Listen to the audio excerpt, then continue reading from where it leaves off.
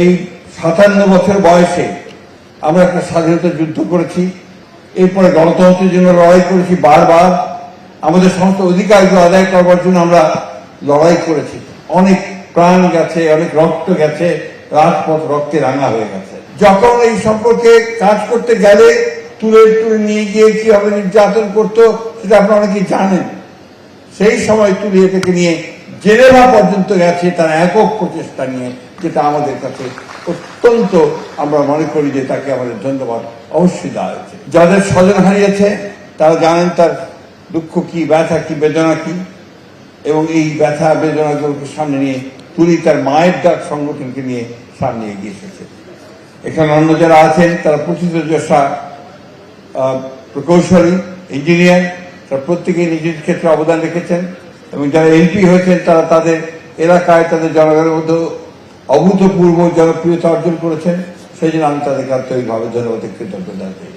সুধীবৃন্দ, আজকে এখানে সবাই যারা আছেন তারা সবাই বেশিরভাগই প্রকৌশলী, এবং এই দেশের সবচেয়ে উচ্চশিক্ষিত মানুষদের মধ্যে আপনারা, এবং সবচেয়ে প্রিভিলেজড ক্লাস যদি বলি আমরা সেটা আপনারা। বাংলাদেশে আমরা এই 57 বছর বয়সে আমরা একটা স্বাধীনতা যুদ্ধ করেছি, এরপরে গণতন্ত্রের জন্য লড়াই করেছি বারবার, আমাদের সমস্ত অধিকারগুলো আদায় করবার জন্য আমরা লড়াই করেছি, অনেক প্রাণ গেছে, অনেক রক্ত গেছে, রাজপথ রক্তে রাঙা হয়ে গেছে। আমরা এবারকার 24 জুলাই, যেটাকে আমরা 24 জুলাই বলছি, এই জুলাই গণ অভ্যুত্থানের পরে সাধারণ মানুষের মধ্যে কিন্তু একটা বোধ সৃষ্টি হয়েছে। সেই বোধটি হচ্ছে যে আমরা একটা নতুন একটা বাংলাদেশ চাই, আমরা সেই পুরনো ঘুণে ধরা বাংলাদেশ আর দেখতে চাই না।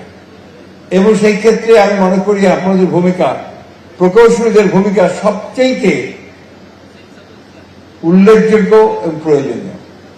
আমি এখন যে মন্ত্রণালয়ে কাজ করছি, এই মন্ত্রণালয়ের কাজটাই হচ্ছে আপনার প্রকৌশলীদের নিয়ে। একদিকে আপনার যে স্থানীয় সরকার প্রকৌশল আছে, সেই সঙ্গে আপনার ওয়াসা আছে, পাবলিক হেলথ ইঞ্জিনিয়ারিং আছে, অর্থাৎ পুরো বাংলাদেশের সমগ্র মানুষের যে সবচেয়ে মিনিমাম রিকোয়ারমেন্ট যেগুলো, সেই রিকোয়ারমেন্টগুলোকে তারা আপনার এখানে প্ল্যানিং করেন, বাস্তবায়ন করেন এবং জনগণের উপকারের জন্য কাজ করেন। আপনাদের প্রতি জনগণের আগ্রহ অনেক, আকাঙ্ক্ষা অনেক, এবং তারা আশাও করেন অনেক, প্রত্যাশা অনেক, যে আপনারা যে প্ল্যানিংগুলো করবেন, যে কাজগুলো করবেন, সে কাজগুলো যেন জনগণের সত্যিকার অর্থে এই কাজে লাগে। আমাদের খুব দুঃখ হয় যখন আমরা পত্রিকায় দেখি যে বিগত সরকারের আমলে, ফ্যাসিস্ট সরকারের আমলে একটি জেলায়, সম্ভবত পিরোজপুর জেলায় 3,500 কোটি টাকা লোপাট হয়ে গেছে, কোনো কাজ হয়নি, এবং সেটা এই এলজিআরডি মিনিস্ট্রি থেকেই গেছে, ডিপার্টমেন্ট থেকেই গেছে। এই বিষয়গুলোর দিকে আপনি দয়া করে একটু অত্যন্ত সতর্কতার সঙ্গে দৃষ্টি দেবেন। এই দেশের মানুষ এখন তার আগের মতো অত